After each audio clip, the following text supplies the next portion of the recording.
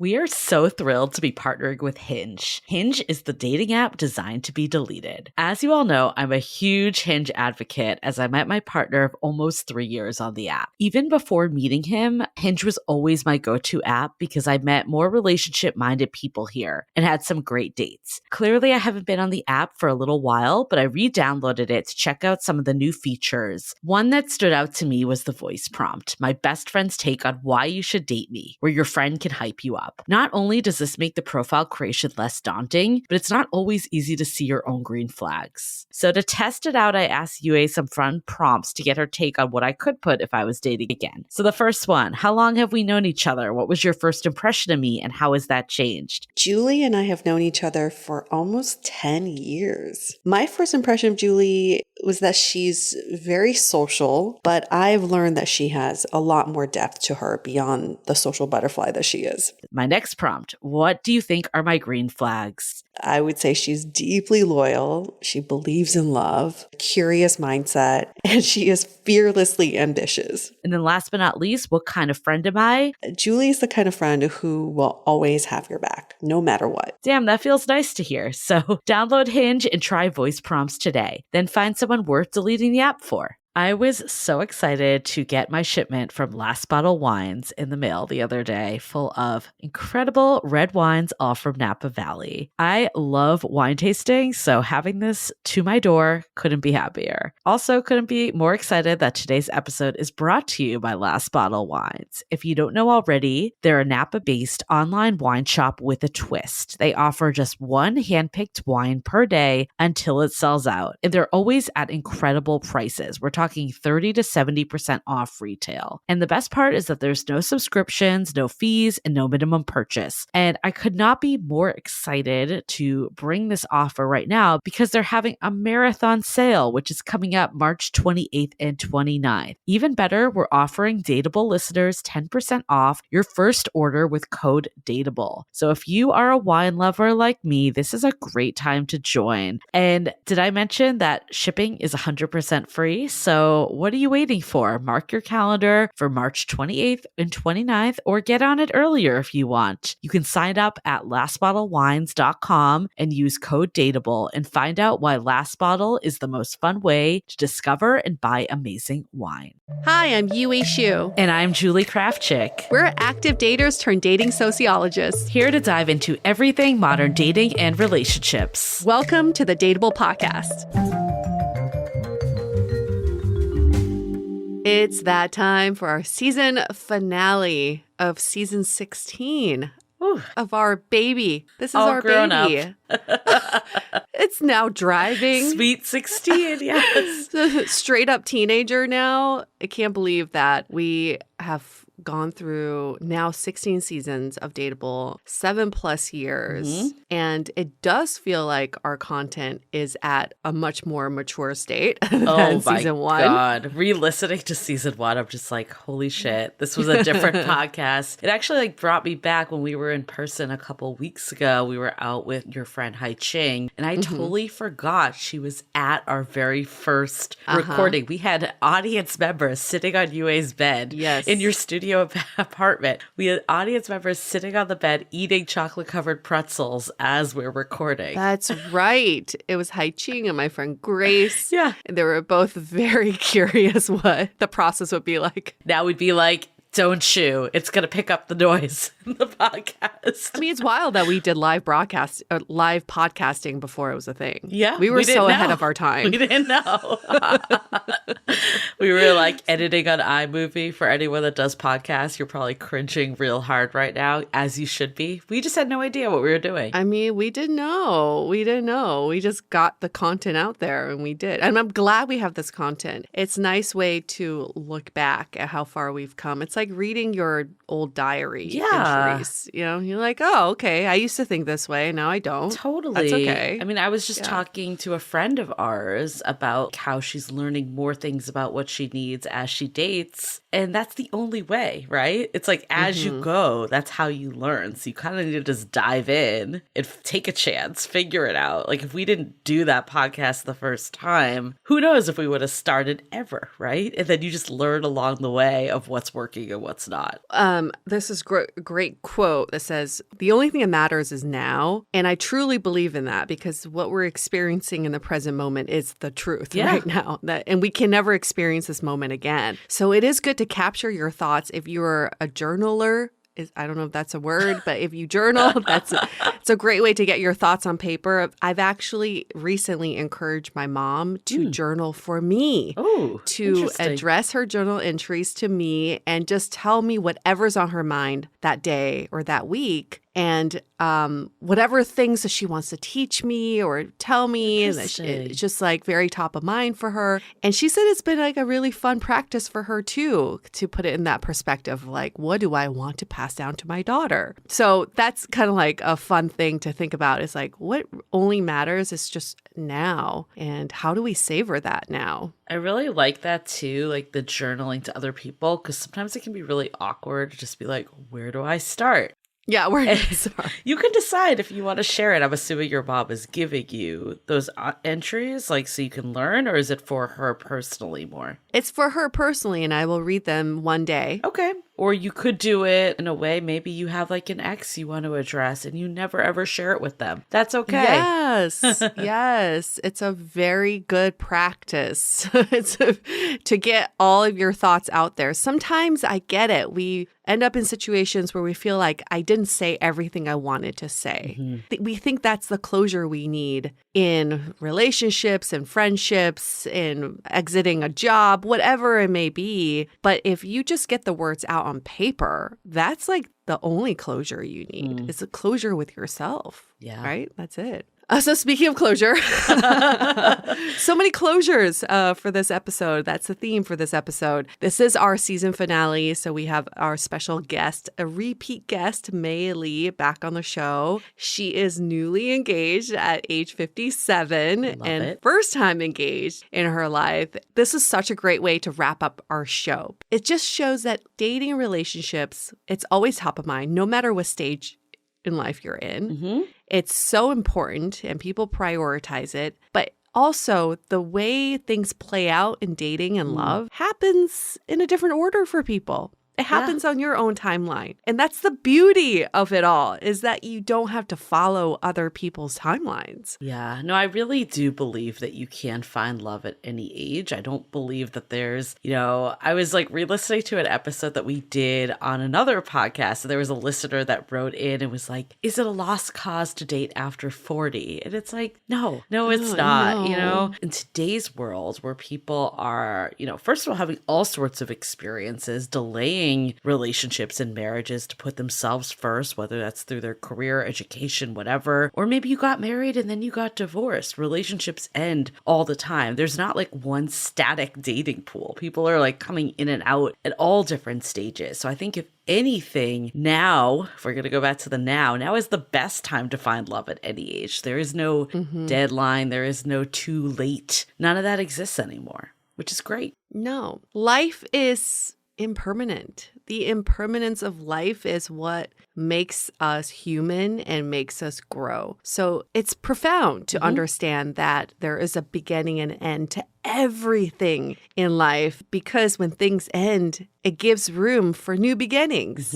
It's a very beautiful way of looking at everything that's happening for you, not to you in life. And with that, I think it's been a month out now, and I think it's time for me to just share that my partner and I are no longer together, and you will hear all about it in a future episode, a tell-all episode. Like next week it's going to air. You don't have to wait that long. And in this particular interview with May, I do bring up that relationship a lot when we were still together. Now, us no longer being together doesn't mean it dismisses any of the learnings I have from that relationship. So everything still applies, but we are no longer in a partnership due to infidelity on his end. I'm still reeling in the shock and anger of it all, but I'm working through it day by day. Julie has been so such a strong supporter in my life throughout this process, this healing process that I'm going through. And I understand every day will feel different and look a little different, but I am working through this, and I appreciate you all giving me the time and space to work through it all. And I am now ready to tell the story, which again, as we alluded, you'll hear in next week's episode. It was a very shocking experience. It was very unexpected. I was blindsided. But, at the end of the day, like we said, the impermanence of life is what makes us human and makes us grow. So this relationship had to end for beautiful new things to begin. I mean, first of all, I'm always here for you. So that is. Thanks, Julie. And I think that's like, I don't want to say like the beauty of a breakup is that you do see the other love around you like more clearly than ever before, because no matter what our status is, like we have that love. So that's one thing. But I think another part is like, I'm just so proud of just how you've been handling this. And like, I know that, we don't know what tomorrow's going to bring. Like emotions change on a daily basis and there's a lot to process, but just how you've been processing it and, putting yourself and your needs first is really important. And ultimately, like the setbacks are really where all these learnings come into handy. It's really easy to say like, oh, I listened to this podcast and now I met someone. Okay, I don't want to say it's really easy because you did do a lot of work together. So I'm going to retract that statement. It is still an accomplishment. It's a lot of work. It's wonderful. But when shit hits the fan, especially when it's something that is totally out of your control, that you feel like you put in the effort, you've been vulnerable, you've been authentic, and you've still got dealt a bad card, that's when the workings really play in, because it's how do you bounce back in a way that ultimately gives you the love that you want still and that you deserve. And like we're learning from this episode, it's never too late. You might have thought this was your forever person at the time, but you're never too old to fall in love. So I think there's going to be something amazing around the corner. And I think I've said this before, but you follow May's footsteps quite a bit here. And, she had this relationship at 40 that she thought she should get married because she's hitting 40. This, seemed like the right person. But in retrospect, it was not the right person. And she's so glad it didn't work out. So I really think that like you'll feel that way soon, if not already. I know you said that you are already feeling that way. So yeah, it's just how do you come back from all this stuff? Because life ebbs and flows, and love and relationships, as great as it can be incredibly painful. But without being open to the pain, you can't ever be open to all that relationships do give you. Absolutely. And I think at the core of all relationships is yourself. Yeah. On your deathbed, all you're going to have is yourself and your relationship to yourself. And I do believe that I've been able to get through this and work through a lot of this because I have worked on a stronger relationship with myself through this podcast. And even in talking to my therapist yesterday, she was like, what's interesting is that I've been waiting for you to kind of break down and you haven't yet. Not to say that you won't eventually, but you haven't yet because you have the tools to regulate yourself and to take care of your emotions. So when you have all of those tools, you don't operate at a level of trauma. You operate at a level of grief now. So it's a different stage. So she was like really proud of me, and I feel very proud of myself too. But again, it's not to say that these emotions won't get out of whack at some point later down the line. Who knows? I can't predict how my body will process through this experience. But at least I'm staying open to that process and being very compassionate with myself and knowing that I have to take care of myself first. And all the friends and family who've been there for me, I cannot thank you all enough for just being my love army, in the words of one of our listeners, Lakshmi, being the support that I absolutely need and want and desire. And all the support that I never even thought I had have shown up in ways that I could have never even fathomed. So thank you. Thank you, everyone who've really shown up for me. I think if you need to do a good cry, there's nothing wrong with that either. Like sometimes letting the emotions out is super healthy, and instead of suppressing them. So being open to that is a good thing. Where I think in the past for me, I'll like bring it back to my personal experience because I don't want to speak for you. Where I've gotten stuck is when I got into like the victim mindset of like, what's wrong with with me that this happened? Like, why can't anyone commit to me? There must be something flawed with me. That's where I think the work can really come in, that you're like, look, I really gave my all to this relationship. Like, I did what I needed to do. And, you know, like, if this didn't work out, like, there's something else out there for me. And it's not going to get in the way of me finding my happy ending and what I want. That, I think, is a different mindset. But being open to, like, you know, the feelings, like, I don't think we can, like, push those away either. So yeah, I'm glad that you're like, I'm feeling good now. Maybe tomorrow I will break down and start crying and have, even if you have that pity party for a day or two, like, I'm not saying you can't have that ever. You gotta just feel it. It's just, how do you move out of it is really the key. To quote one of our favorite people, Young Pueblo, he says, your first reaction, your knee-jerk reaction is from your past, and your intentional reaction is from experience. Ooh, I like that a lot. So I have this way of observing the last month and thinking about, okay, I had a knee-jerk reaction. That is exactly how I would have reacted in the past. In the past, I would have wanted to run away, packed my bags, gone to a different country and stay there for 6 months. I think that would have been my knee-jerk reaction. And I did have that. I wanted to run away. But then I stepped back and thought, what do I want to learn from my previous experiences? How do I want to react differently? And that was actually coming home to my apartment, facing my life alone now without this person, and reinventing myself in this space, right? And that's how I am moving forward, is confronting the new me. And I'm very much enjoying getting to know the new me. My parents have been a huge help. This past weekend, we had a little family retreat. We went to this an unknown mountain village called Pine Mountain Club in the middle of California. Well, actually just 2 hours away from LA, but only 2,000 people live there. But we had a little family retreat because I wanted the three of us to reconnect with ourselves and to get deeper on some of our, I don't know, whatever we're going through. Like, everybody's going through some shit. So we had such a great time getting to know each other again. And my parents were like, we didn't realize we raised such a grounded daughter. How, you know, like, they were so proud of where I was in, you know, in my life when we were talking, and they've been so scared for me that I would break down and that I would spiral throughout this whole thing. So they've been really protective, but now they feel like, you know what, you're going to be fine. They're so confident. You're going to be fine. So I'm like, so thankful to have that support, but also to have the work that we've done on this podcast to really come into play in a moment of need. Yeah, it comes in when you least expect it, that's for sure.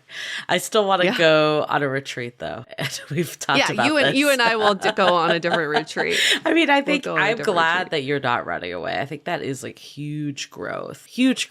And ultimately, people need to find what works for them in whatever situation. But I love this, like, okay, this is how old me would have dealt with it, and this is what I want for the future. That's really important. Not to say that we shouldn't take a trip, because I think we should. Of course we're going to take a trip. We're not going to run away. We're taking an intentional trip. Yes, exactly. There is a difference. Yeah, there's absolutely a difference. There is, y'all, if you've taken a trip after a breakup, I'm not saying that's like the wrong thing. I'm just saying the old me would have just run away and try to sublet my apartment, try to leave the city, try to do everything to get away from everything that reminds me of him. And what I did was the opposite. I faced everything that reminds me of him to reinvent those memories and to take those memories back so I can own them. Right? No, that's huge. That's really good. I'm proud of you. I'm proud of everything. Thank you. I'm proud of us. So much growth. But, you know, it's like, as much as breakups are terrible, I don't want to like undermine that. It is a new chapter, and the more we can look at it that way, the better, because like we said, you can meet anyone at any age. This is not like it's not like your last chance for love. That scarcity mindset is what gets us all in trouble when we think this is like our last chance or the last opportunity, or there's never going to be anyone else out there like whoever is in front of us. That's when we settle for like bad situations. Yes. And I'm in no rush to think about dating or get back into dating, because I truly am so confident in the fact that what is meant for me will come. Yeah. I can rest easy. I don't need to go out there and search for it and be all anxious about it and have a timeline about it. No. What is meant for me will come. That's it. I mean, the best thing right now is to honor yourself and just like take the time to grieve, whether that's rebuilding your life or even having that breakdown if you need to, like whatever it is. Yeah. You know, one of our other friends, like this, you know, she had a unexpected breakup after dating for 3.5 years. And now she's like with someone that she's so much happier with, that I For know sure. gives us Yeah. you faith also. Like, and I think it's really beautiful that like you don't know what's out there for you. And sometimes in retrospect, you're able to see that it wasn't the right thing for you. And looking back, then you're able to find the right thing for you. Listen, this relationship was right for most of the almost 5 years. Yeah. Okay. And I will say that in a lifetime, we may have a series of significant relationships. I don't think it was time wasted. I learned so much and grew so much from this relationship. He was the right person until he wasn't. Yeah. That's how dating works. And I'm okay with that fact. I don't need to hold on to this person as the one when he proved himself to no longer be the one for me. Right. Well, I think that's the key. Yeah. Yeah. And that's, again, I'm going to say this again. It's okay. That is how life works, and that is A-okay. Now, if I ever see him in LA, and if I ever run into him, what will I do? Well, I told you all, I murder my exes in my mind. He is dead in my eyes, okay? Like he does not exist in my world anymore. So I will not acknowledge him. This is not a person I need to spend energy even acknowledging. Right. Well, especially when someone does you dirty a little too. Like it's like, fuck, yeah. You know, like I think also sometimes the hardest breakups are when it's like, I'm just like there, but I'm not ready. Like all that. Like, cause then you think there's like a chance still. And I still believe that even that is like, if I could go back and redo some of my love life, it would be not holding on to like this image I had. And just accepting like, okay, maybe I thought this person was the one. And now that they're showing me they're not. Same with first dates. We see this happen all the time. It's like you had this wonderful first date. And then they start not really texting very often. Or even you go out again and it's like not the same connection. Yet you hold on and double down because you want to like get that back. Yeah. We need to like accept things as they progress. You're just learning new information and you get to make a decision every day. Absolutely. And so do they. Yeah. They get to make a decision on whether they want to be the right person for you or not, right? And then one day if they decide they don't want to be the right person for you, that's when you let them go. It makes a lot of sense in that way. But there is like so much beauty in the beginning and ending of relationships because it is a gift no matter how the relationship went. Well, unless it was a physically and mentally abusive relationship. That's not a gift. Get the fuck out, please. But in any relationship, as bad as a heartbreak and the breakup can be, it is still a gift because you were able to grow with this person, to share a life with this person. And I want to honor that, right? To have had the chance to build a life with someone for those years. I think it is really fucked up what he did. And give you a preview of the story is we were in the middle of moving his apartment in San Francisco, moving him out so he can be in LA with me permanently. We were trying to conceive in premarital counseling, talking about going to City Hall end of this year. And we had just gotten back from a wedding where we were kind of like planning our own ceremony reception thing in the car. Anyway, in the middle of all of this is exactly when I found the evidence that I did not want to see. And this is something that's been going on still, present day, not like it was in the past, but there was also evidence of stuff going on in the past too. Yeah, that's your little preview. Yeah, we're going to go into all of it. It was very therapeutic. Hopefully that's what you said, but it was very, very therapeutic. But for now, we are going to focus on the positive of finding love at any age because it's so true and this is such a great story. And we love Mei Lee. We're so excited to have her back. She was a crowd favorite. If you didn't listen to her first episode, it was about, can you have it all? Can you have the career? Can you have the love life? And, maybe you can. And shortly after she came on our show, she found her man. Yeah. Well, it just shows now you, fiance. it just shows you like how you can get in your own way, like believing certain things. And then when you open that up a bit, could be pleasantly surprised. Or also at the same time, life is in stages. Maybe there's a period where you are more career focused and now you're ready to be more relationship focused. So here's the question for all of you. What if we told you that your person was right around the corner? What would you do differently today? How would you look at dating differently today? And we're going to help you work through that mindset shift by opening up our course again. Woo! I love it. What a transition to announcements. Finding Your Person program. This is a limited spot program where we work with a group of people on helping them find their person. And we opened this up. When was the last time we opened up the program? In February? It was a while. Yeah. Yeah. It was back in like Valentine's Day-ish around then. You know, honestly, we love doing this program. We've gotten so many great emails from people. Like we had, you know, people that have met someone, people that have progressed something. Maybe they were already starting to date someone, but they wanted to like see if this did have the legs to last, or how do I get to be in a better place that I can evaluate, or how do I like show up in a way that like will make that partnership work. So we've seen people that have kind of come in that way. We've seen people that just, you know, were so down on dating and now dating is fun for them. We had an email from someone that realized that at the core of it, they just wanted to have a baby and they decided to go do that on their own.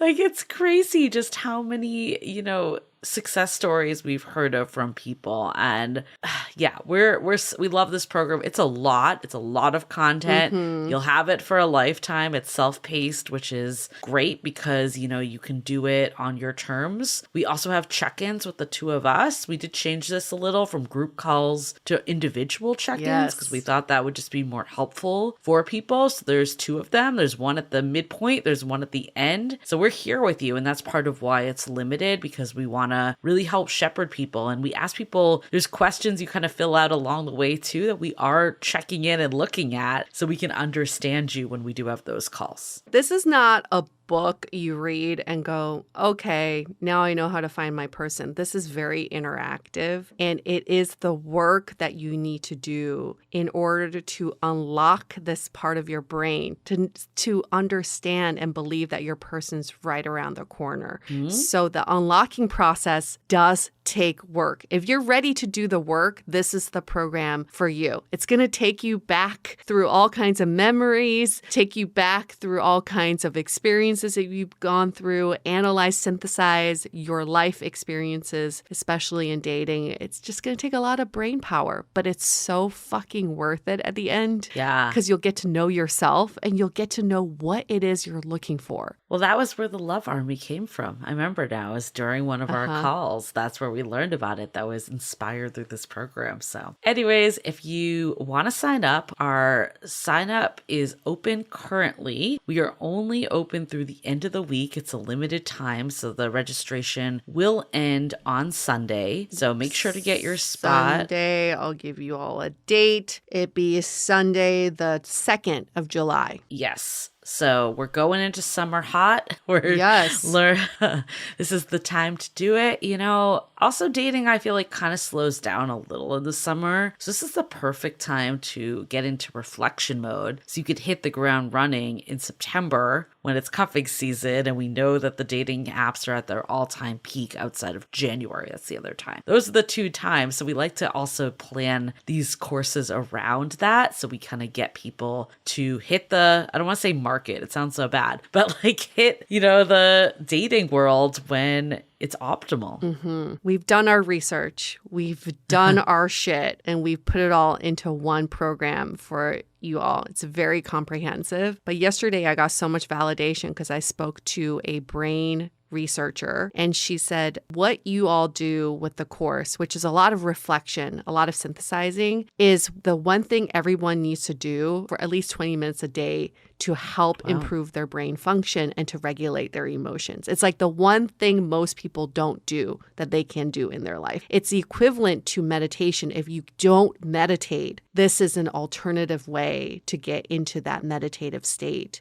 and to improve your brain function. So see, it's backed by science, what we're doing. There we go. So findingyourperson.com, go there, get your spot. Like we mentioned, it ends on Sunday. We were open since Monday, so spots are already going. So make sure to get yours if you are listening to this now. And limited spots open. Okay, let's just say that.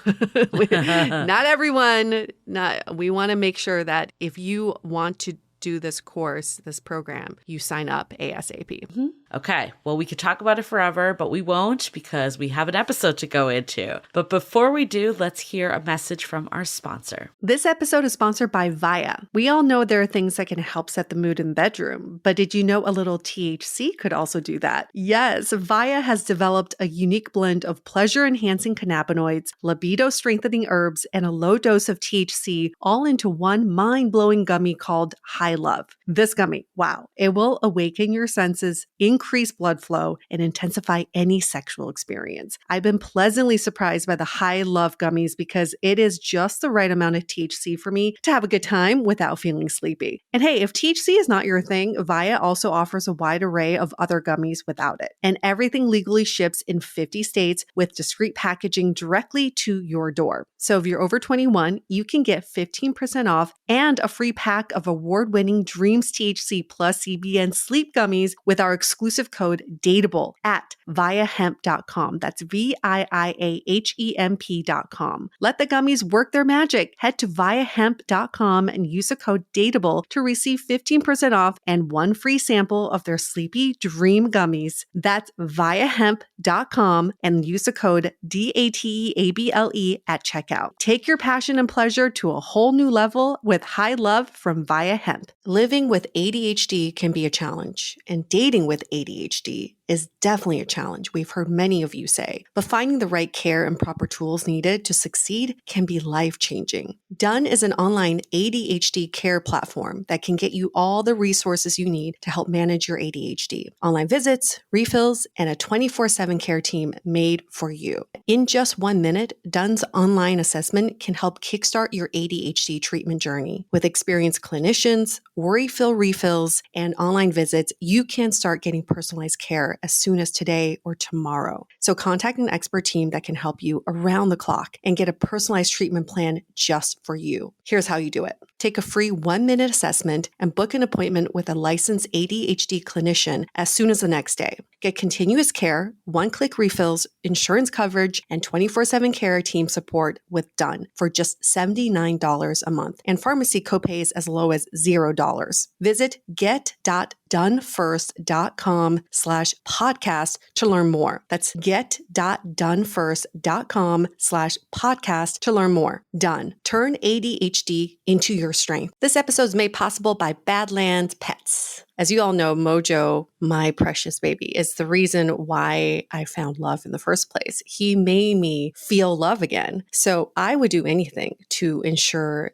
his health and longevity. And actress Katherine Heigl and I have that in common. She's helped save over 16,000 dogs through her foundation. And after doing a ton of research, she feels there's one place we can look to improve any dog's health, and that's their food. So fortunately, she found that just by adding a few special superfoods to her dog's food, she saw huge transformations in their health. So she's made a 20-minute video explaining step by step how anyone can do the same thing to see incredible changes in their dog's health. I've definitely re-looked at what I'm feeding Mojo and making sure that, hey, he only has one life to live, and I want to make sure it's the best damn life. So if you want to keep your dog healthy and happy, go to badlandsfood.com/dateable and watch Catherine's video right now. Again, that's badlandsfood.com/DATEABLE. As you know, I recently left my corporate job and I've been in total recovery mode, all about self-care. One of my new routines is the nighttime shower before bed. There's just something about washing away the day and that reflection that's been super helpful for me. I've been using one of our partners, Osea's Mega Moisture Duo. This combo body oil and body lotion are so freaking incredible. It literally feels like I'm at a spa. I realized that the secret is seaweed and other skin level ingredients that are normally reserved for face products. And that's why I was so excited when Osea became one of our partners. And, you know, we're so grateful for partners like this because one, they keep the show going, but they're also super good for all of our listeners and for our own well-being. So if you want to have that nighttime bliss like I am doing, you can get 10% off your first order site-wide with code DATEABLE at oseamalibu.com. You'll get free samples with every order and free shipping on orders over $60. So head to oseamalibu.com and use the code DATEABLE for 10% off. Let us know which products you end up going with. Share them in social. Super excited to see what you end up choosing. Okay, let's hear it from Mei Lee about finding love at any age.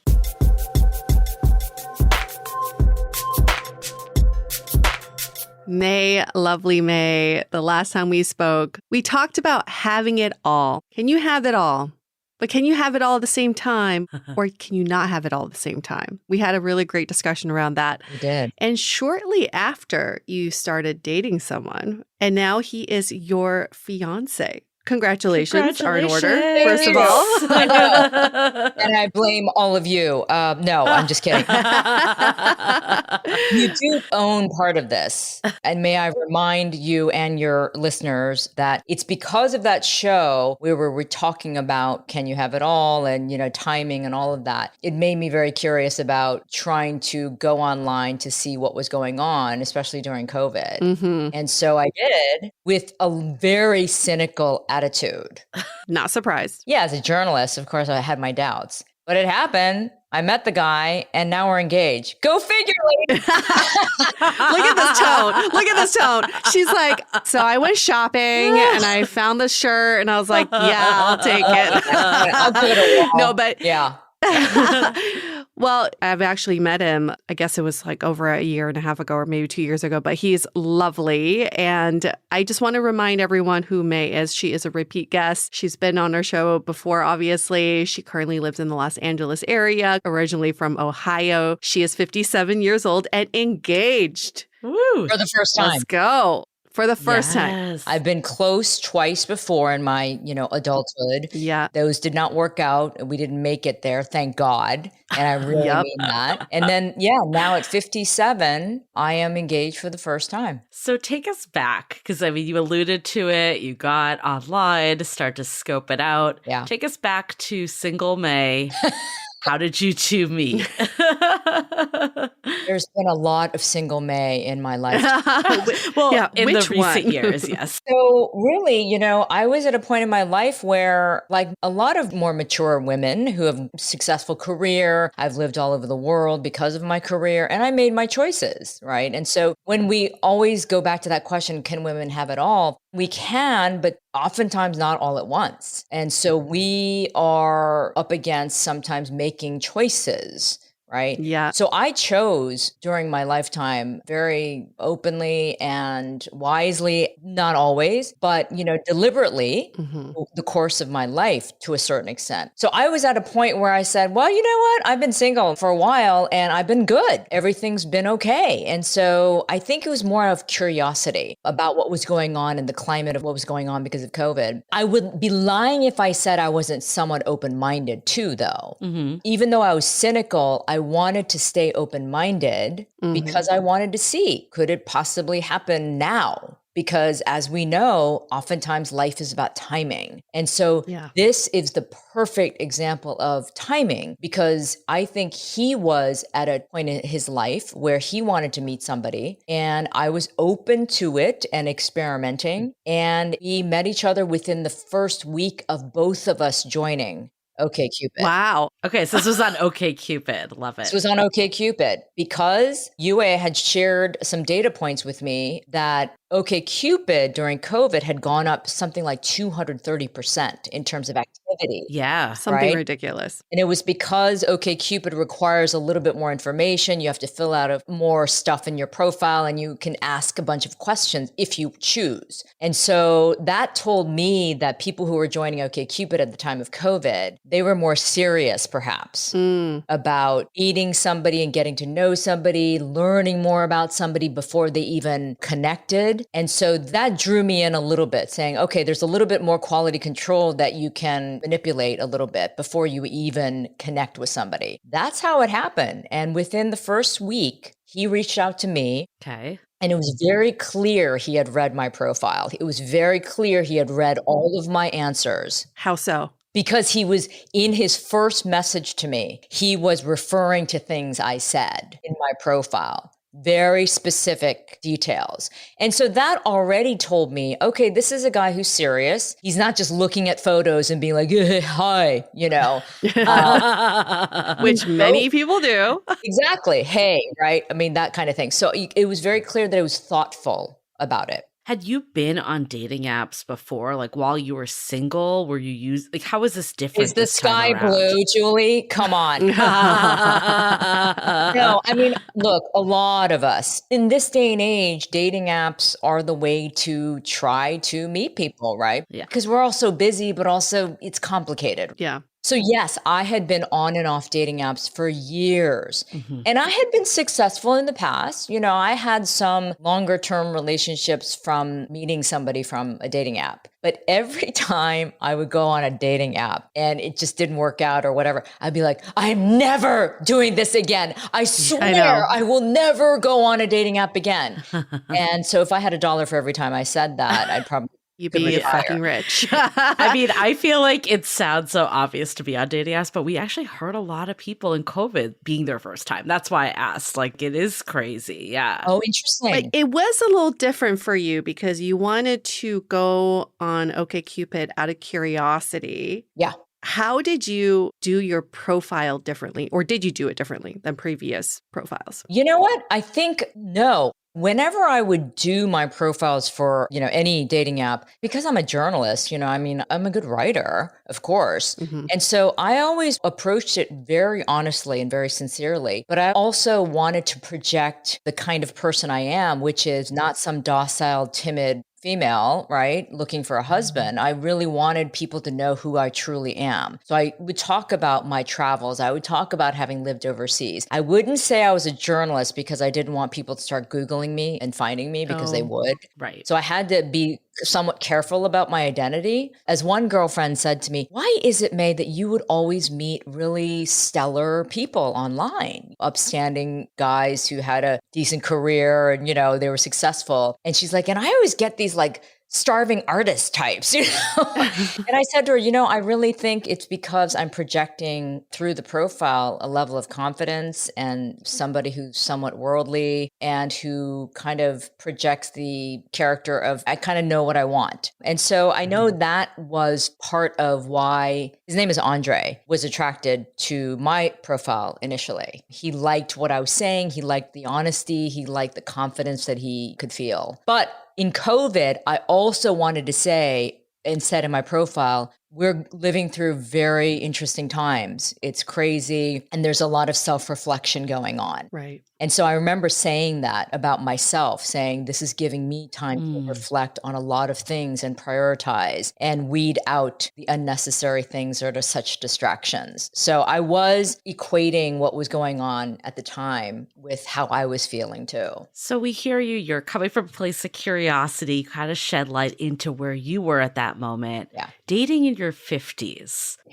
We like to call it like your dating why. Like, what's the reason that you're even dating in the first place? Like, what was your mentality this time around dating in your 50s? That's a great question because, again, I mean, some people might be thinking, yeah, why would she need to date if she's saying that her life was so good and, you know, there was nothing that was empty or missing? And I truly felt that way. So don't think I'm feeding you guys a bunch of bullshit. But I think it was a combination of COVID where we all just stopped. And we started really thinking about what's really important to me? What do I value? What's the meaning of life almost? We were asking ourselves as well. And for me, one of the most important aspects of life at this stage of my life now is connection, right? It's about relationships. And I don't mean sexual relationships, boyfriend, girlfriend. I mean relationships, friendships, family, all of those things that really matter. And that's a core value for me. Yeah. Is that I need to have true relationships in my life to make me feel fulfilled. That's why I love teaching, because I have a connection with my students and I feel like we're giving each other some sort of value. So I think in my 50s, it was the combination of really knowing who I am, finally, also not giving a fuck about what other people think about me.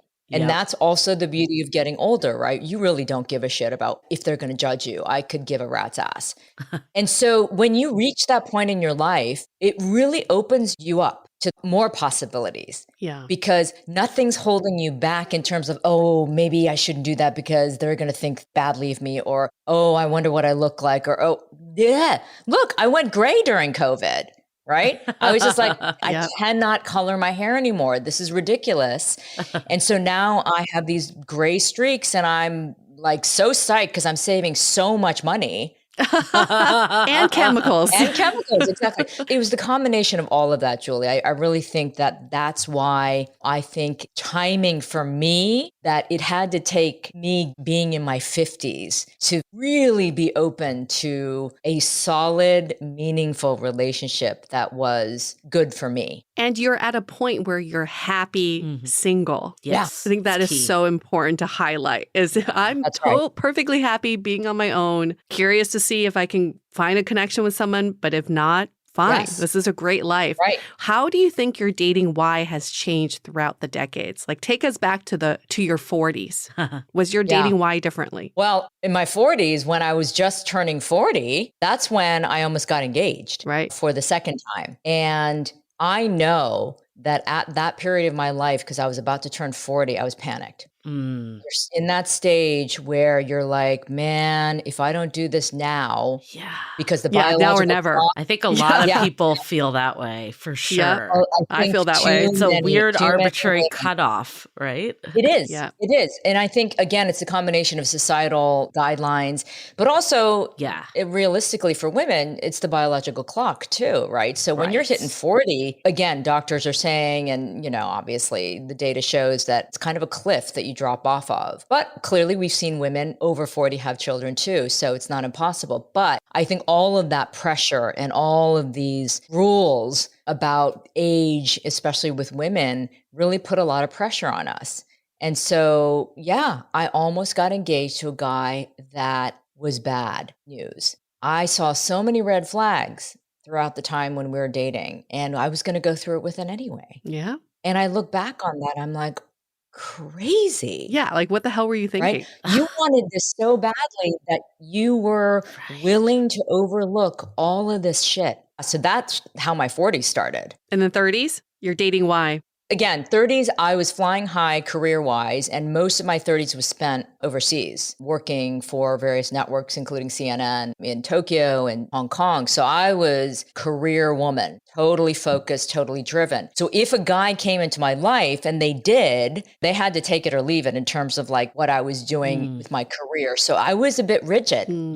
I will say I was a bit more rigid in terms of really just, it was all about my career.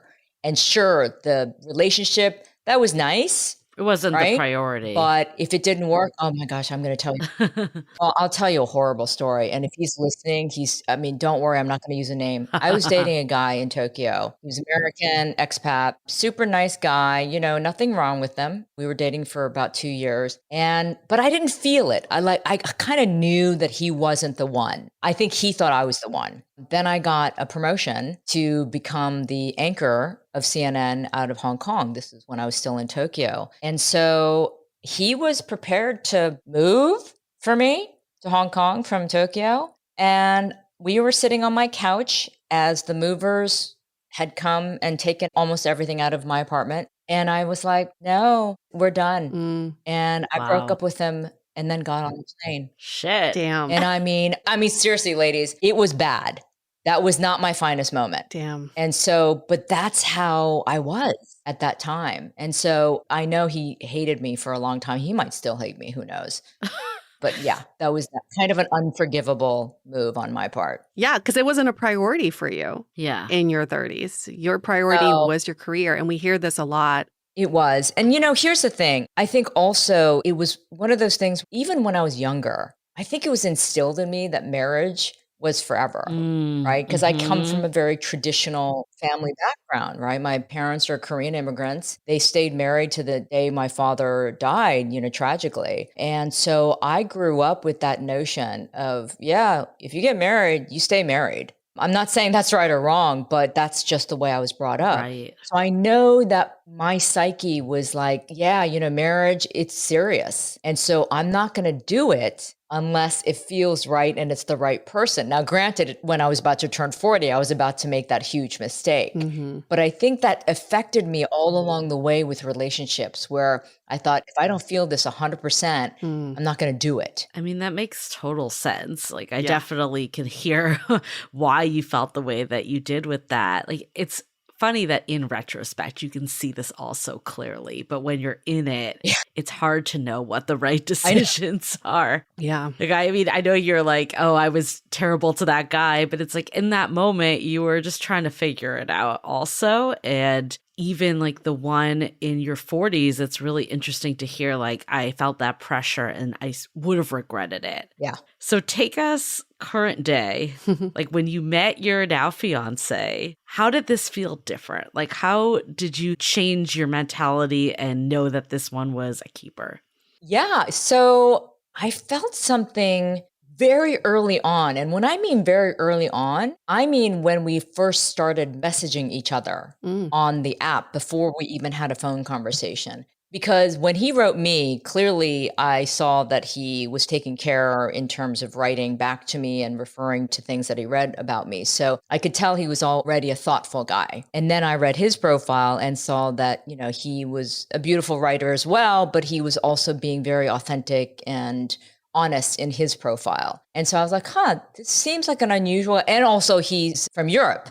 And so for me, I like the idea that somebody has a more worldly, international view of the world. So that sort of intrigued me as well. But once we started communicating, I felt like, wow, okay, this seems more real. And also because he's 1 year older than me, there's a level of maturity and sort of advanced thinking and sort of life experiences that we had both been through. And so that kind of made an easier connection. But he definitely expressed himself much earlier on than I did. And when I say that, he used the L word much earlier on than I did. And when he said it, I was like, whoa, Nelly, whoa, hold your horses.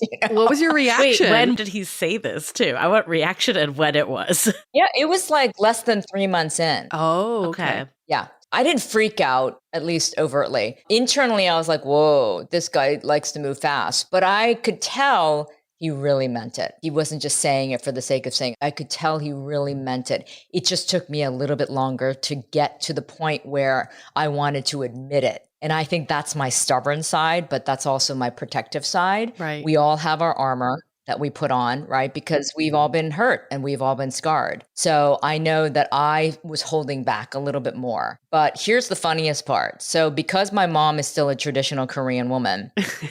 And how old is she? She's 87. Okay. Yeah. So I didn't tell her that I was dating anyone for 6 months because, with Asian parents, especially, once you tell them something, they will not leave you alone, right? They'll ask a billion questions all the time. And they're very judgy. I don't want to generalize. They can be. And my mom is. Yes. And so I didn't want to tell her about this until I knew for sure. It's funny though, even in your 50s, you feel that way. Oh no! Yeah. It never, And she's 87. It never ends. It never ends. matter. She's still like, oh, my single daughter, Yeah. my single daughter. Who's she dating now? Right. Exactly. Never exactly. ends. So I couldn't do it until I knew I was ready. And then this is the best part. I put together a PowerPoint presentation. What? So wild to me. Wait, Although I'm going to try that. What was on this PowerPoint? This is Okay. amazing. Can you share your screen with us? I know. Can you present to us?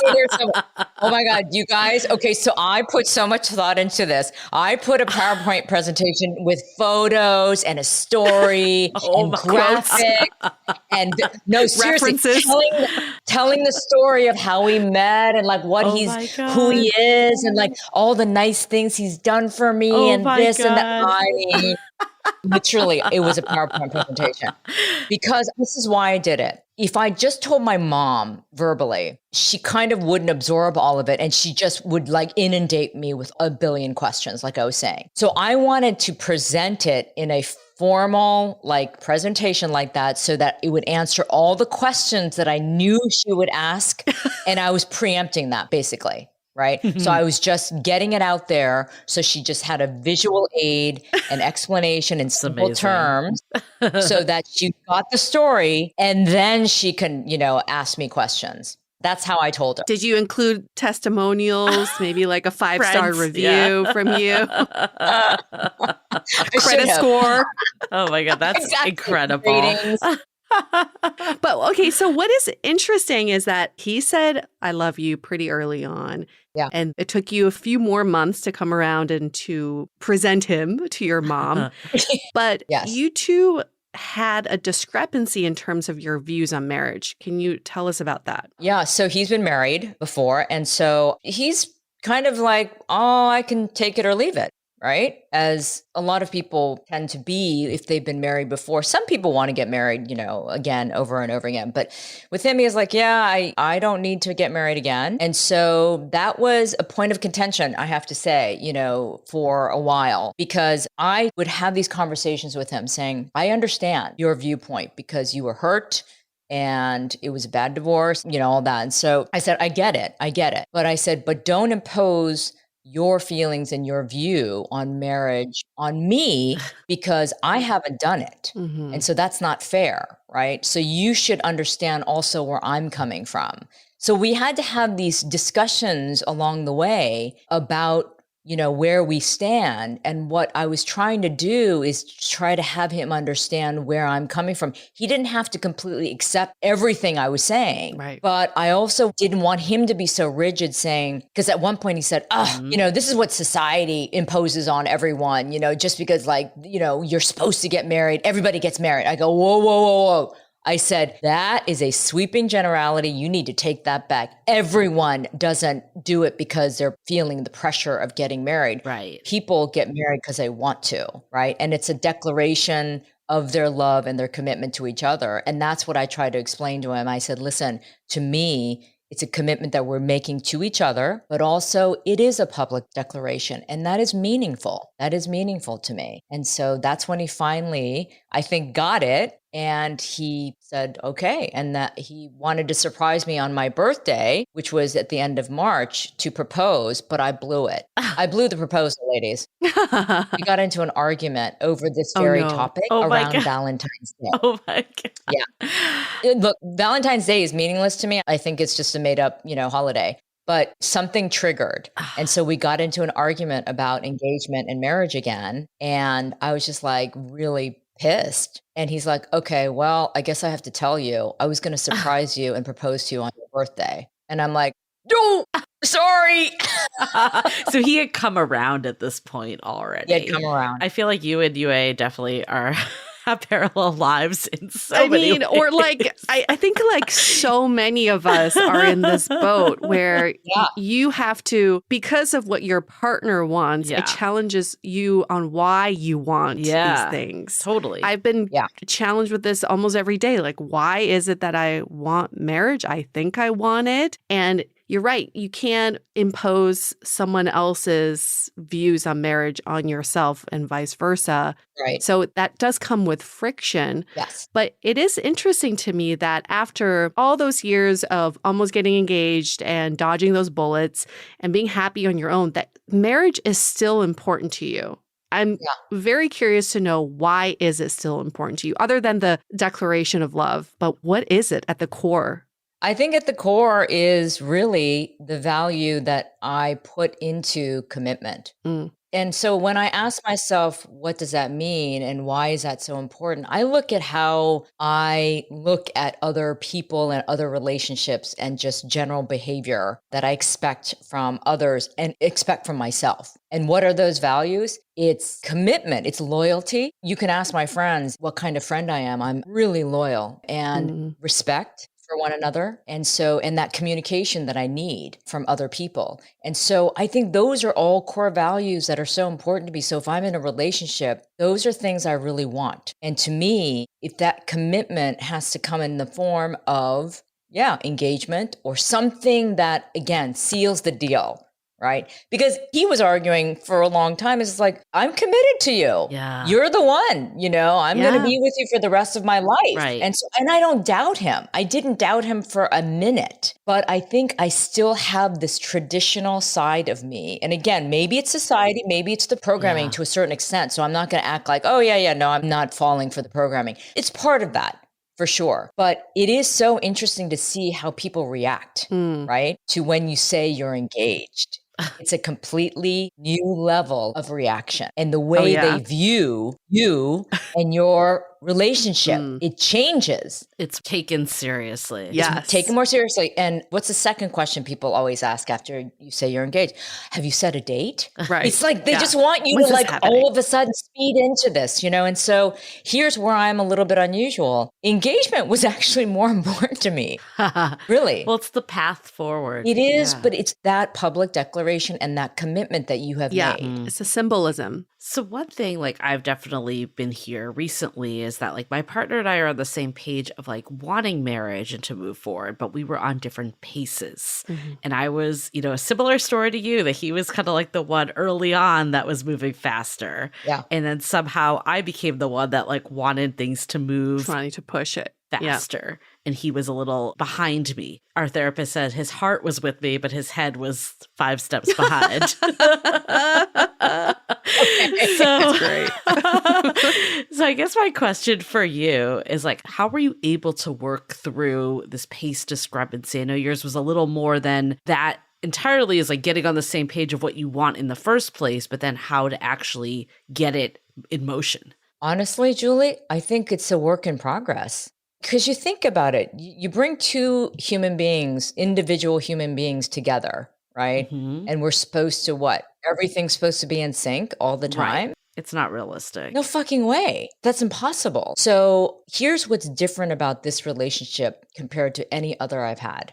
I've never had such an open, communicative relationship before. Yes. Right. I've had good relationships with decent communication. Right. This one, it is so open and nothing is closed off. I don't ever feel like I'm walking on eggshells. Same for him. We are very, very open in terms of our communication because when humans get together, we're never going to always be in sync. Right. But what should happen though, if you have the open communication, then at least you can express, hey, dude, you're not in sync with me. What's going on? Let's talk about this. And that's what happened in this case with the engagement and commitment. Right. He was telling me his story. I was sharing my story. Yeah. We obviously weren't in sync, but we kept talking about it. Right. And that's when we were able to grow closer and at least come to this point where we agreed. Right. Yeah. Now, moving forward, who knows? I mean, we're not talking about setting a date or anything that all these other people keep asking me about. I swear to God, I'm like, wait, I don't, and I feel kind of weird. I mean, you guys tell me what you think. Wait, how long have you been engaged? Like since the end of March. And then if we're not real time, it's like a month later, basically. Yeah, a month later. Yeah. That's exactly it. It's like people always want to know what's next. Yeah. Like that's when your relationship is progressing. But I'm with you. I'm kind of like the engagement is almost enough just to that symbolism of commitment and love and getting rid of the boyfriend title. I know you also have an issue with the boyfriend title. I hate Tell us about that word. I hate the word boyfriend. I mean, so juvenile. I'm 57 and I'm like, this is my boyfriend. I mean, let's come up with a better term. Yeah. And then I say partner. Partner. But if he's not with me and I tell somebody, oh, my partner, a lot of people assume I'm gay, right? Right. Yep. That's usually the term that's used. So Get that a lot. why can't we come up with a better term? But anyway, so now when I say fiance, it's weird to me too, actually, because I'm not used to it, but at least it's a different term. But yeah, so I feel pressure from people about, okay, what's next? And I'm like, well, God, can you just give me a second to just enjoy the fact that I just got engaged? Yeah. Yeah. And I mean, we haven't even gotten the ring yet, because the ring, I had told him early on, I just gave him a warning and I wanted to give him a chance to, understand like where I'm coming from. I said, if we ever get engaged, don't go buy me a diamond ring, because I knew that my mother passing down rings to me was like a waste of money for him to go buy a diamond. And so we're using a ring that my mother gave to me, and I'm having it redesigned and reset. So just waiting for that right now. It should be coming back in like a week, maybe. Yeah. So everything about this is sort of atypical. No real surprise for me. But No. If you had asked my friends in childhood, would you have ever guessed that May would never be married at the age of 57? They would be like, no fucking way. Right? Because, I was this shy, traditional girl. Let's hold that thought for a quick message.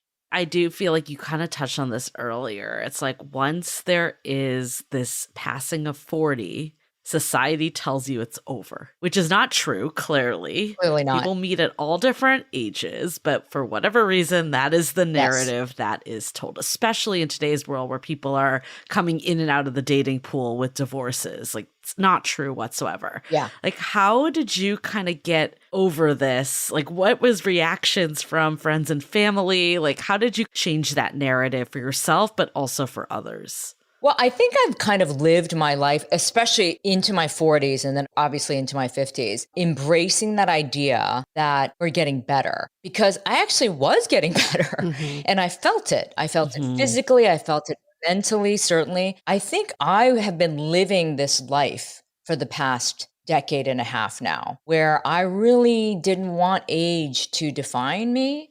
I didn't feel my age. I didn't look my age, and I was still thriving with my career and all these other things. So dating, I mean, it does get more challenging because of the age thing. That's why so many people lie online, right? And I never did. And so I know that erased an entire pool of candidates out, because these asshole men who were in their 50s would say their maximum age for a woman would be like 35 or something like So that. ridiculous. So ridiculous. It's like, you don't want that anyways. No, absolutely not. But I would always think to myself, when I saw these guys with that kind of tight age range, like, wow, you guys really are missing out, because you are now not meeting women like me and all of my other friends who are fantastic, just because you are judging a woman just because of her age. Right. And that's unfortunate. So for me, I never wanted to restrict myself. And I certainly didn't want to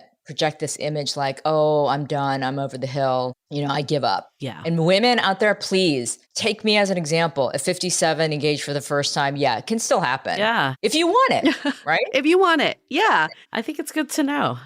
It happens at the right time. I think that's what it is. It's not like, oh, later in life you can. Right. No, it's like it happens when the right time is for you. Yes. I do want to ask you this what's next question, but without the pressure on it, because I am curious to know, now that you're engaged, you are about to merge your lives together. And my partner and I recently kind of went through this as we created a joint checking account, and we're going to combine some of our finances. And I can tell you, it is unsexy and it is not fun.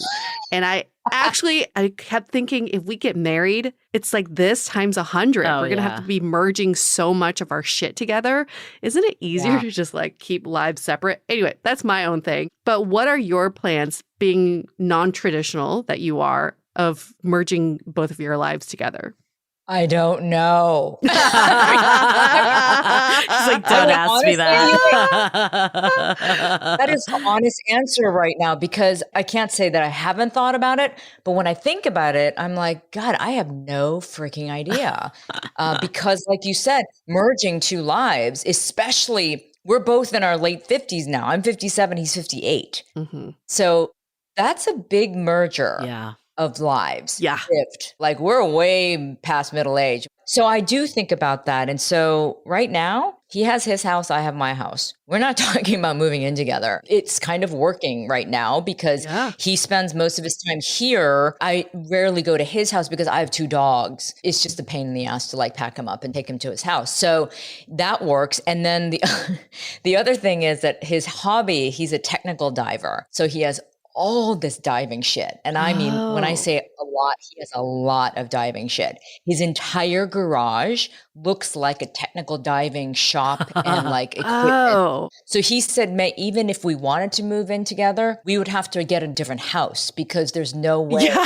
Room. More space. There's practical things like that. But yeah, you're right, Yue. I mean, it's complicated. When you're merging 2 very full lives together, it's complicated. So I don't know the answer. And I don't think we're going to get there anytime super soon. It's so interesting because like when you meet someone in your 20s or like right after college, like you're basically starting your life together and growing together. Yeah. But challenges arise because you're growing in different directions, where when you meet someone later in life, you're more developed, you know who you are, you bring that to dating, but you basically have built an entire life up that makes it complicated and people are set in their ways. Like, are there any other times that you've experienced, like outside of just like the stuff that you're like, okay, how do we like budge and meet each other because we're both kind of in our own mindsets? Well, I mean, for me, you know, one of the things that always complicated a relationship goes back to my family. Yeah. You know, Asian families are really, tough. they're traditional. There's a lot of expectation and there's a lot of pressure. And so again, growing up with those expectations of, you know, my parents, they of course thought I was going to marry a Korean American doctor, right? And so with that kind of really narrow definition of what their expectation was, it made me feel bad when I wasn't meeting somebody like that. And so I would have to keep some of my relationships secret. Some boyfriends, they never even knew about because I never bothered to share. Because if I failed, then they'd be like, see, you know, I told you, you don't know what you're doing. So that pressure continues in terms of how I kind of feel about how I go about relationships, but also with my family. And so what was really important to me was that whoever I end up with, one of the things that had to merge is my family because they're super important to me. Right? Yeah. I'm not one of those people who says, oh, fuck it, I don't care what my family thinks. I do. I really do. Yeah. So the fact that my mom and my brother and my other relatives really like this guy and have embraced him, it's so meaningful to me that merging, that was one of the biggest priorities for me. Even at 57. Yeah.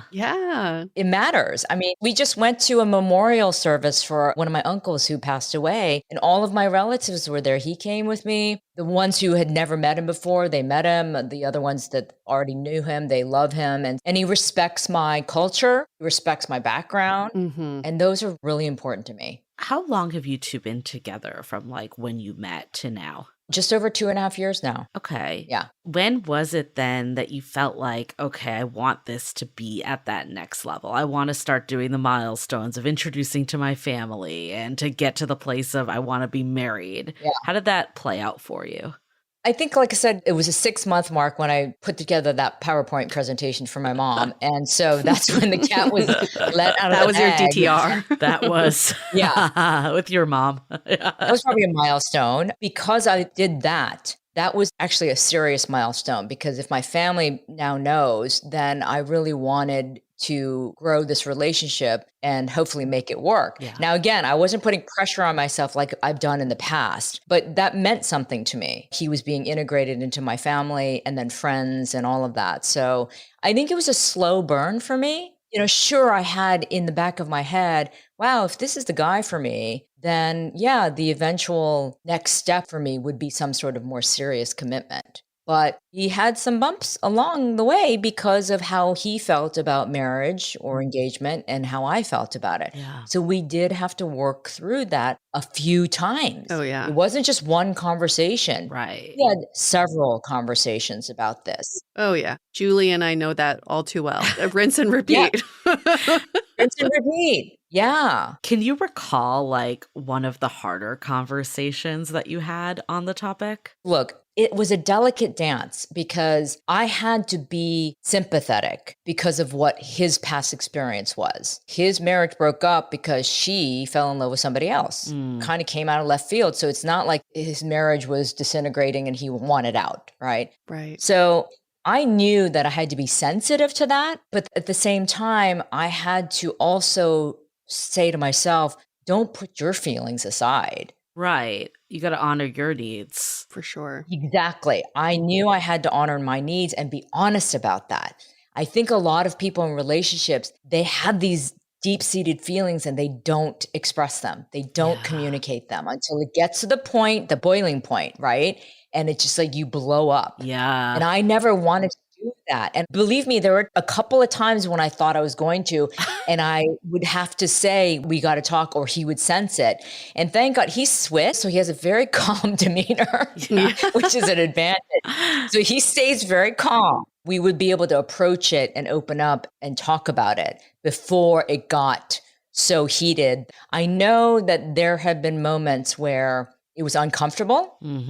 I could feel myself retreating because that was my MO in the past. Yep. I would retreat. Yeah. I would put on the armor and I'd be like, nope, I'm not going to talk about it. But this is different. It's different and it totally works, you guys. I mean, I wish more people would do this. And it took me a long time. It took me 50 fucking plus years to figure it out. But it also took the right person. I'm like nodding because I have gone through the exact same thing in the last 6 months to a year. Like it's been the same conversations. And I know for me, a big part of it was that it brought up my own shit. Like in therapy with a couples therapist, my partner would say something, I would take it, and it would activate like a worthiness wound and a validation aspect of my own stuff. And the therapist is like, I'm not actually hearing what you're hearing. So that showed me there's so much of our deep-rooted stuff that comes up in relationships, like with all of this. Yep. Did you have any of those experiences?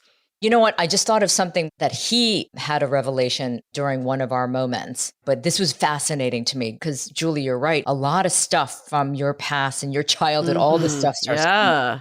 So at one point he got very upset that my mom had told me she didn't want to stay overnight at my house if he was here. Oh. Meaning if he was going to be spending the night, right? And because she's very traditional, right? Oh. And I respect that. It's fine. It's fine because we were not engaged. Yep. We're not married. And so she's a traditional Christian Korean woman. Okay. So let me just put that out there. Yeah. So I told him that and it triggered something very bad for him. And he got very angry and he was like, I'm being rejected. Your mother is rejecting me, and all this stuff. And I'm like, no. I go, it has nothing to do with you. Yeah. It could be any man. Yeah. It could be any male. She will not accept it because that's how she is.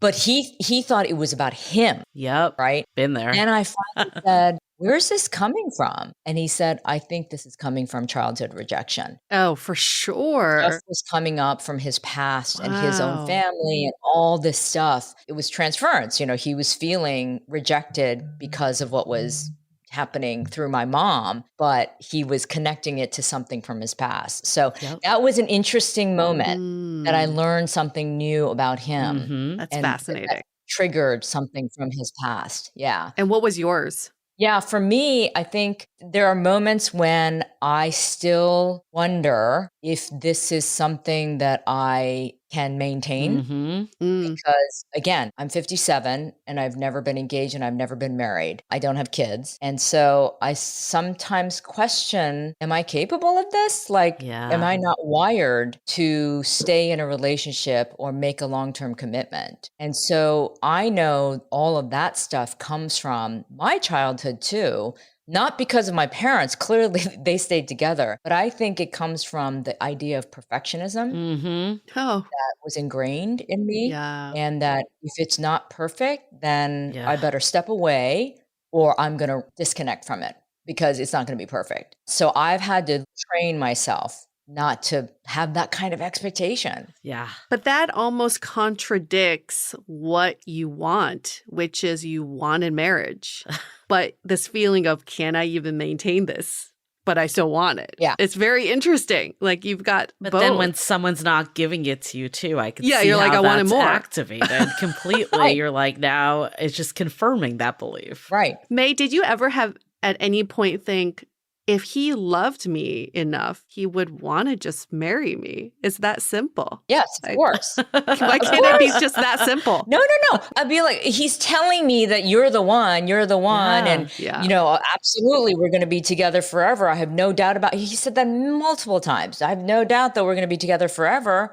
So what's the problem? I mean, in his mind, it was just like, well, what's the problem? There's no question. You know, you should know that I'm committed to you. Yeah. And so, yes, logically, you know, that makes sense to him, of course. And, you know, overall, sure, that makes sense. But still, there is that part of you that still wants that symbolic Yep. commitment, that declaration to the rest of the world. And again, it has nothing to do with people like celebrating with us or congratulating us. It's just when you make a public declaration of any kind, you are accountable to that, Yep. right? That means you have to stick with it. I mean, at least I'm a woman of my word. Yeah. And the word to me is very valuable. So, you know, if you say it, you better mean it. Yeah. And so when I see the world that we live in now where nobody's accountable anymore, you know, you Right. can say one thing and do another, you can lie through your teeth and all of that. You can double down on bullshit. That's the world we live in now. But to me, that's a core value. I am a woman of my word. I like commitment. I like making promises and keeping them. So I think that's why it means so much. 100%. And there's just, I want to highlight this though. Remember, he's the one that said, I love you first to you a little early on. And you were like, whoa. Yeah. Imagine if he was 3 months in, was like, let's get married. You probably would be like, whoa, where's this coming from? I don't know if that's what I want. Isn't that so interesting? In a relationship, someone's always a few steps ahead and the other one's just trying to catch up. Yes. Only if they're willing to catch up, or then they just kind of disappear. So it's interesting that this happens in every relationship, at every stage in life. What advice would you give to anyone who is struggling in dating right now, thinking, I'm just not going to find my person? I mean, look, it's so cliche, right, to say because of the situation that I'm in. But I have to say, you never know. It's just it. You never know. But again, don't give up if you still want it. Yeah. Yep. And sometimes when you don't want it, but don't be negative about it. Don't be like, fucking hate, man. I hate women. You know, I'm never going to fucking date again. You know, don't put that bad energy out there. That's what you'll get back. Right? Yep. Don't make it a negative thing. Right. And I did that for a little while too. Very negative. So, and that didn't help my cause whatsoever. So once I felt a release almost of any kind of pressure, and I just opened myself up to the universe. I think it was one of those things. It's like, I wasn't like, searching and like desperate, right? Because that doesn't work either. I think if you just open yourself up and say, you know what, I would love to meet somebody, but if I don't, that's fine. It's great because I love my life. But if I meet somebody, that's wonderful. But just approach it in that manner and then be focused if you need to be, right? I've had girlfriends now because of my story, and maybe I'll have more people now, you know, reach out, but they're like saying, God, May, you know, can you help me write my profile? Or like, what did you do? You know, how did you do this? Because we still live in a world where we love happy endings. Yeah. You know, we still get caught up in the fairy tales. Yeah. Mine is a really unusual story. It's an unusual tale. And, you know, sure, you can call it a happy ending, but it's continuous, No, it's right? a beginning. Let's not sugarcoat. Like we said before, it's a work in progress, right? Just because I met this great guy and we're engaged, it doesn't mean the work stops. We're still going to have stuff we need to talk about and we need to deal with.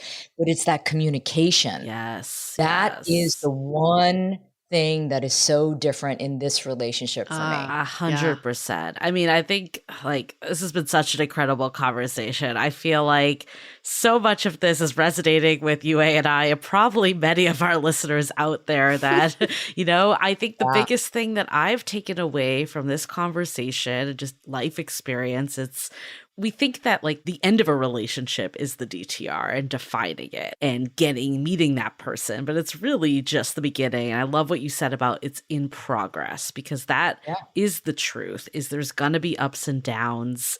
It's not always smooth sailing. I feel like we don't talk about this ever, that relationships are challenging this way. Like we talk about dating being hard and why is it so difficult to meet anyone, but we don't actually ever talk about the struggles of two people just coming together. Yeah. I feel like when I was in the thick of going through this, like I heard from so many friends that are happily married now that they struggle with the same thing. Totally. Yet no one talked about it in the moment, because it's like almost like you want to preserve your relationship and not share the struggles. It's kind of what you were saying earlier of like this feeling of perfection, that you want to make everyone feel like you have this perfect relationship. But that's just not realistic. Or if it is, you're just completely suppressing your needs, is what I've netted out to. And I agree with you. It's all about communication. I really think that's the only way you can evaluate if the partner is going to be good for the long haul. Like we don't know what's going to happen in 5 years, 10 years, or whatever. Yep. All we know is how can we work through things with someone, and can we get to the other side and come to a place that we're both happy, we're both stating our needs, we're both getting our needs met. That's really the only measure we can have to predict the future. So I cannot agree with you more that that's the sign of a good, healthy relationship. And also, it really is about your continual growth too, and self-awareness. Yes. I see a lot of people at my age even completely unaware of themselves, lacking complete self-awareness. And so I think we can't live so blindly and then think we hit, a maturity date and it's like, oh, I'm done. Nope. And so I'm good. I don't need to reflect. I don't need to learn anything more about myself. And that's where the rigidity is so bad, right? Where people really don't want to like even consider a different perspective or a different way of going about life. And there is no better mirror than a relationship. All your shit gets reflected back to you. Exactly. The word is evolution. We keep evolving our relationships, and the only way to do that is through conflict. Without conflict, if everything feels honky-dory, you don't grow. The relationship stays stagnant because it means that you're not addressing the points of contention. Correct. So it is so important to find a partner who's willing to do conflict with you and who's willing to not give up on the relationship. Right. I had a very emotional conversation with my parents last night after 2 glasses of wine, and they said, what makes this partner different than all your other boyfriends? I said, he is the first and only one who has not given up on us. Yeah. He's the first and only one who's willing to keep trying. And even though it's hard, it's so worth it because I found someone who's willing to work on this with me. I can't guarantee you that we'll keep this forever, that he'll keep wanting to work on this or I will keep working on this. But in this moment in time, I can say that. And I can say that that is the most important quality of a partner, especially when you are at a place where you're happy with your life. You're happy, single. You are so fulfilled. You are not looking for someone to complete you or to make you happy. Exactly. That's when the only quality that matters is finding a partner who's willing to work on it with you. And I love that you both started the relationships as these very defined identities. He's like, I've been married. I'm not going to get married again. You're like, I've never been married and I am open to it. And, just very strong identities. And then now you're merging the two identities where both of you, it's not even sacrifice, is that you've just kind of melted into each other. And now you have this new identity that you're moving forward with. So this is not the end of this chapter. It's the beginning of another chapter. You also have so much else going on, May, that it just shows that life just keeps evolving no matter what stage in life you're in. Totally. It does. And that's the message. It's like, don't think like you have some sort of expiration date. Yeah. Right. Because my life is busier and much more interesting than, in my 40s. Seriously, I thought my life was great in my 30s and 40s. Are you kidding? I was flying high and living all over the world. But it's incredible how the arc is still going up. Yes. Because I am embracing the fact that, I'm not done. It's such an important message, though, that life doesn't need to stop because you hit a certain age. Like, I think that is such a misconception, and For sure. just it's really toxic, actually. That's even a belief system that our society holds. Oh, so I'm really completely. Yeah, like whether it's life, love, whatever it is, aspect of your life, career, love, whatever it is, it's hopeful to know that it never, like, you're just evolving. That's the theme for sure. Yeah. There's no such thing as too late. Yeah. Right. Anything can happen. Around the corner, anything can happen. And we're here for all that magic. Well, congratulations to you, May, on starting this new chapter and evolving your identity, evolving your life. If people want to get to know you better, because you know that you've also evolved your own show, the May Lee Show is now Shoes Off Inside. Tell us where people can find you. Yeah, so Shoes Off Inside with MKT, and then Kelly Hu and Tamlin Tomita. They're my co-hosts. And so if you guys are familiar with Hollywood Trailblazers, those two are definitely two trailblazers. And that show is on YouTube and then, of course, on all podcast platforms. So we have a lot of fun on that show. And we're all women in our 50s. Amazing. Who want to, again, break the stereotype that women are done and, you know, you just put us on the shelf and we go away. Clearly not. Especially here to stay. Yeah, especially with Asian women. I think there's a lot of stigma there too of trying to stay really super youthful and all that. But all three of us are showing our grays too, our gray hair.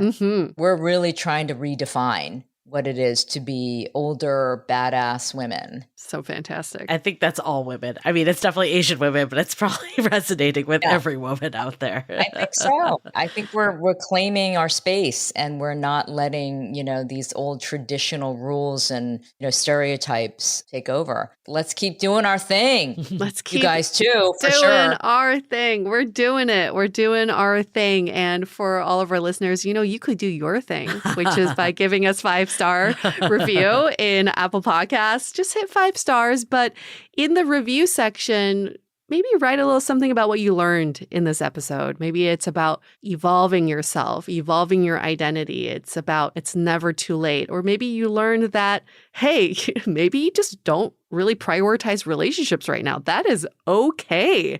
It is absolutely okay to not want to date or to not want to be in a relationship when you're prioritizing other aspects. So whatever it is that you learned from this episode, write it in the comments of that 5-star review you're about to give us. And we thank you for it. Thank you, May, for being a repeat guest. It's always such a pleasure to hear from you. I'm sure we'll get another update from you in a later season. Very much looking forward to all the updates to come. Or no updates. That's okay too. Yes. We don't have to think about what's next. Just enjoy your engagement. Going with the flow. Exactly. All right, we're going to wrap up this episode. Stay dateable. The Dateable Podcast is part of the Frolic Media Network. Find more podcasts you'll love at frolic.media/podcasts. You can follow us on Instagram at Dateable Podcast and visit dateablepodcast.com for access to all the episodes and our premium programs. Also, make sure to subscribe today if you haven't already on Apple Podcasts, Spotify, or your favorite podcast platform so you are the first to get all the latest episodes. And most importantly, stay dateable.